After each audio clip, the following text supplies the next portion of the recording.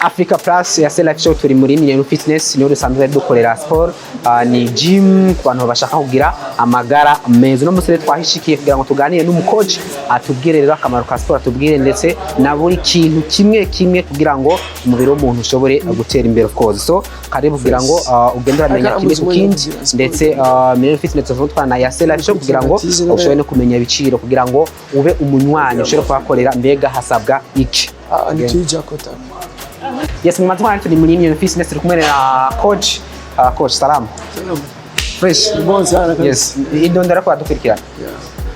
Jeni twa Tusen Nyambabazi ni coach wa New Fitness.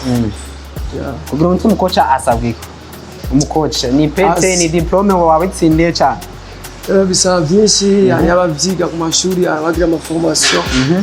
Hari ababikunda bikaba passion amabaka bakirondera nk'aba autodidacte. Uwo coach wabukuye here?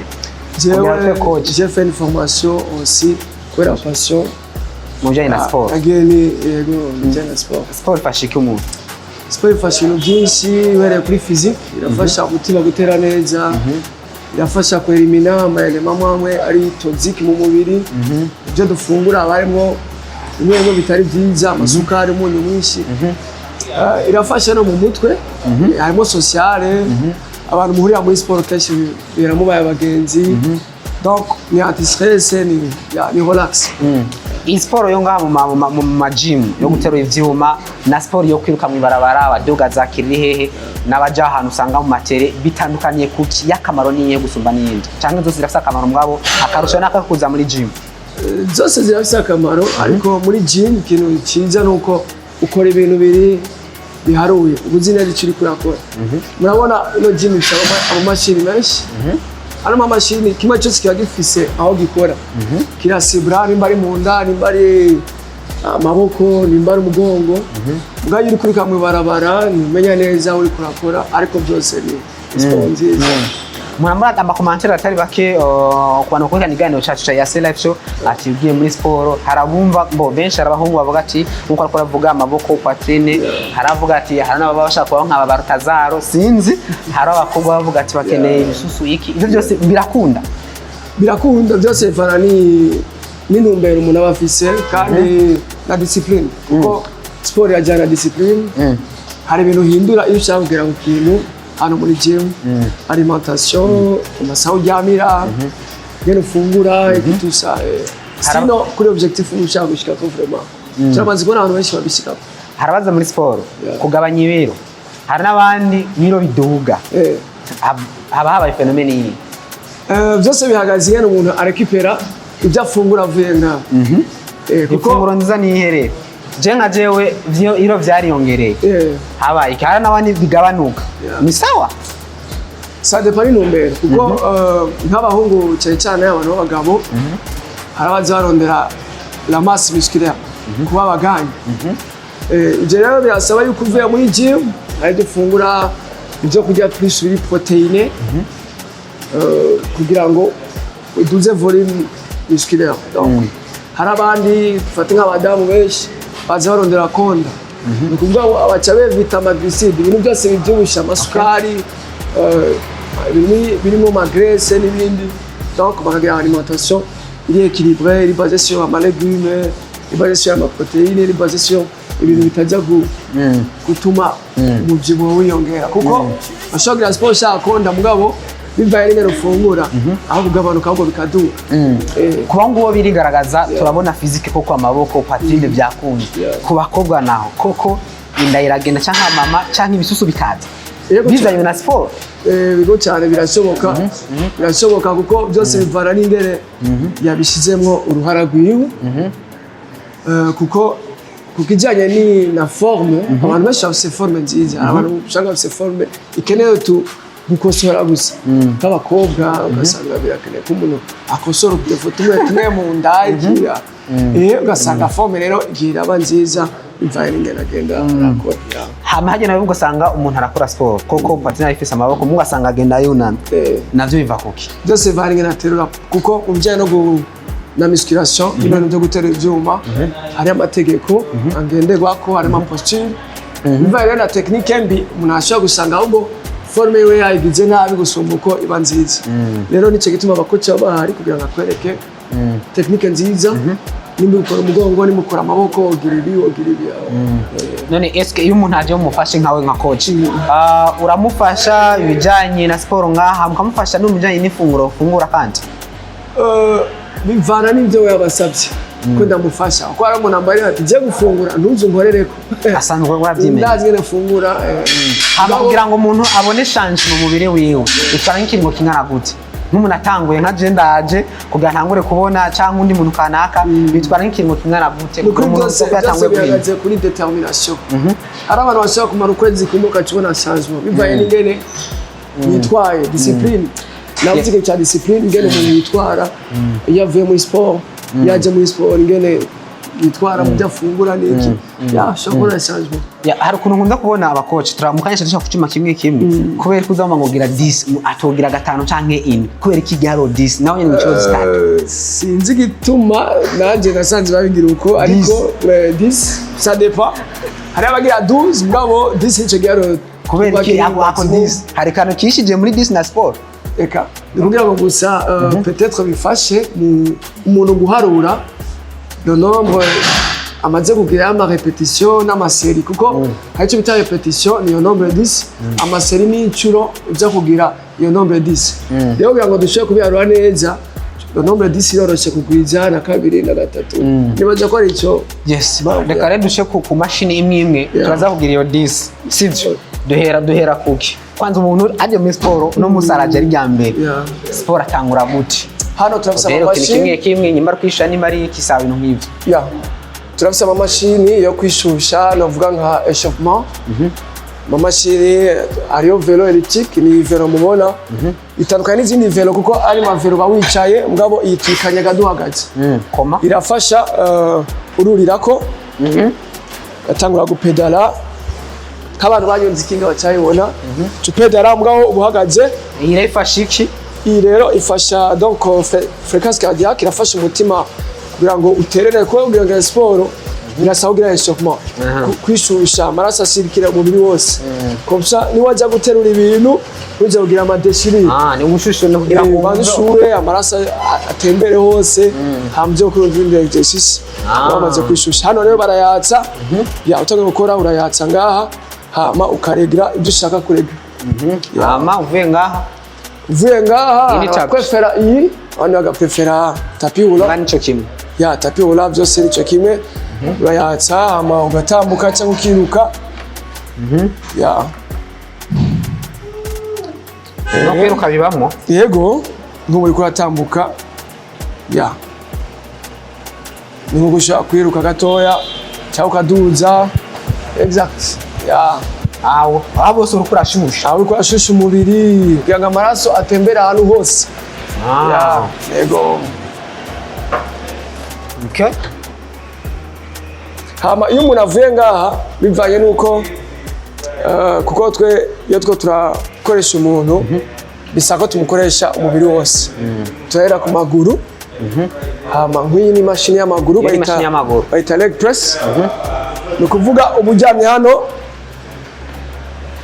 n'ama plate cyangwa n'utudiske bashyirako twongereza ibiro mugabo umuntu ashobora kuyikora atakiriko urabanza ugasunika mbona ko icya yugurura habasigaye ko umanura ukadoze uri gukora iki rero hano uba uri gukora amaguru ama quadriceps n'ama hamstring donc bivana naho waplashije amaguru mugabo byose uri gukora amaguru uramanura ugasunika ya nombre 10 rero tugenda uraharura jusqu'à 10 hama ushobora kugira amaseri 2 3 sero n'ingano ushaka hama yindi y'amaguru ni y'amaguru bayita hack squat ino rero winjiramo indani gutya aba bawuguruye akatika vamo habasigaye ko wicara yego gira 5 jusqu'à 3 4 et 5 ino mashine uri kurayikoresha uraraba emplacement y'amaguru yawe amano yawe ifoko atumira n'amavi iri kuramanuka kugira ngo niwandamaje amavi yawe birasaba yuko amavi uyatumbereza iyamano araba hama uhinduke naho kwinjira indani yego navyo birashoboka. Ya nawe n'amaguru kandi n'amaguru mugabo amaguru afise ibihimba bitandukanye. yes Hari ama quadriceps, hari ama ischio, donc inyuma. Hano rero iyo uri guca uri gukora plus les quadriceps. Nga iyo hindukiye hari c'est plus ama ischio jambier. Tu descends, tu remontes. Ya akana kugara tumanura ko bukebuke. Ya 5 comme ça maguru. Let's go, c'est ça. 1 2 très bien. 3 4 5. Ya wari gukwizana 10. Ibindi ndagaruka. Okay. Twavuye kuri iyi nayo Ibayita leg extension. Nine y'amaguru, ma quadriceps. Navuze ko muri gym ibyuma byose yafise aho bisibira ku maguru. Si ça soit mu nda cyangwa donc partie aussi du corps il est représenté hano muri gym. Ça c'est pour les ama quadriceps. Donc uvuga uduza urasouleva. Doucement comme ça. Yeah. Duko travailler ama quadriceps. Hano rero turafisingene tuyiregra kugira ngo usheko ibiro. Hano hariyo ibiro arakuma ugandura hindura ugira bikeya ukumanura hasi nukumikura duza poids. Yeah. hari yindi nga Iyi mashini iyi ikora hamstring uburi ndani bica ayiduza abasigaye ko wigize indani uri gukora inyuma ama ischio. Ya hano ma muscle y'inyuma amaguru niyo bita ama ischio jambier uratiha ujana indani.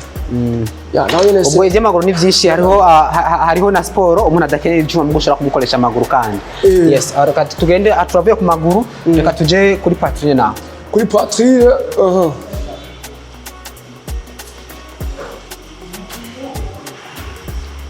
duhere kuri iyi ni mashini ya poitrine b'abahungu baba bakeneye ibituza binini bayita chest press nga urapusa vers devant usire kujyana imbere ya aho ushaka kuyegeranya bantu usanga ibyimbi kagera hano mu izosi ya baba baciye nga urayisunika ujyana imbere tikon jusqu'à 10 ushaka kujya ukaraba hano rero birasaba ko uplasa neza intebe kugira ngo itumberane na poitrine yawe comme ça ni wasunika exact très bien ya usujyana imbere exact iyindi ari yindi iyi ni machine ya poitrine. Iyi rero isaba ko ugara itandukanye ni iratandukanye kuko iriya iri kurasunika uri kwegeranya poitrine mugabo iyi irayugurura. Okay. Ya il faut avoir poitrine large mugabo si iri ibyimbye. Ko byose birakorana bino byuma byose birakorana hano rero urugara none ko iyo nzanye amaboko inyuma mbasa nkaho numburuye poitrine yanjye donc ndayaguye aswa nka press ya baziko nabantu bafise nk'akarongo ngaho gasanga poitrine iragutse nuko ya exact we byarakunze biriko biraza iyi ni mashini y'umugongo kubashaka amatrapeze kuko twavuze ko amaguru afise amaparti twavuze ama quadriceps n'ama ischio n'umugongo nawe afise ibihimba hariyo trapeze hariyo grand dorsal hariyo lombaire hasi gatoya donc zino mashini zose hariyo amashini y'umugongo bivanye na partie ushaka gukora iyi iri ikora amatrapeze cette partie y'umugongo on tire vers le bas toujours imbere yo kwega il faut voir le poids karaba poids yashize ko ingeri ngana kwari ngiye usanga avuye ku mugabo angana nk'uyu kasanga naho ugiye ko tara ugana nkajeyo bica bigorana faut tirer vers le bas doucement buke ikintu uvuga mu bijyanye na musculation sico kimwe no kwiruka sico kimwe no gusimba ni ibintu ukora buke buke faut tirer doucement ko technique nicyo kintu kiza imbere ukora exercice neza ibintu gendera duza no kwa ibindi izikora amaboko nazo ngo turaza kuzishaka ko zose kugira ngo dukore video highlight kuri buri cyuma mugaka dusigurira muri bimwe bisanzwe zikora tukene dunuka ku maboko naho turara amaboko turafise imashini ya triceps ni ino partie y'ukuboko inyuma kuri abango bashaka amashate abafata abasiha bien iyi ni machine ya triceps hano uba wicayemo indani gutya toujours uraraba poids ingene imeze kare grâce na n'urugero ugezeko hano ushira inkokora hasi gutya kuri kagano gatapi hambwa poussa vers devant doucement abiri gukora aha gukora triceps ya triceps ni no partie vous triceps ni no partie ukuboko hama tu fais des répétitions 10 hamba gice bita amasérie ni le nombre de répétitions donc bagize ma répétition ni bari 10 iyo ni série imwe shogira zibiri zitatu salo ni ngero shaka kama bahungu nibaza kandi bishiri mu kanya barabona video bareke ko bakobwa nabo hariho inda n'ibisusu hariho ntuze zizana ibisusu hano hari amashini ya fessier ni here iyi mashini irabikora neza kabisa mashini ikora neza isaba kuba wicaye hano kano n'agasenture ko kwiboha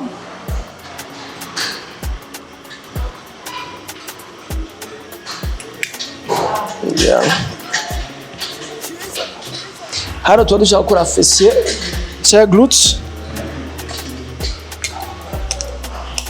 uriboha neza abasigaye ko ushyira amaguru ngaha ziraduza rero là on travaille plus inyuma hano ugisusu fessier fessier yose ku bakobwa kano kantu karabafasha kugira fessier iri développer n'umuhungu abikoza ashizana ibisusu n'umuhungu abayika arakomeza igisusu kabisa kubera abahungu kenshi bashaka ko poids nini bobo rero iza kubatuma igisusu gikomera hari izindi z'ibisusu zihari uretse n'amakizi mu kanya uza kutwereka nayo ariyo nk'iyi mashini smooth machine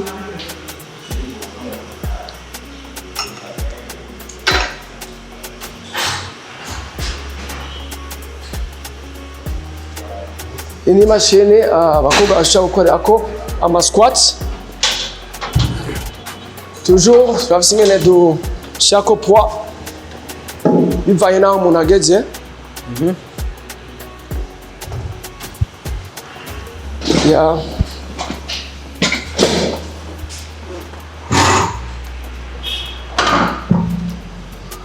merci mu bintu bya mbere bizana ibisusu ku bakobwa hariyo exercice ya squat ni exercice isaba kumanuka kwicara hano turashobora guhera kuri exercice kano kantu ugashyira ku ijosi hama ukamanuka jusqu'à son niveau ugasubira ukaduka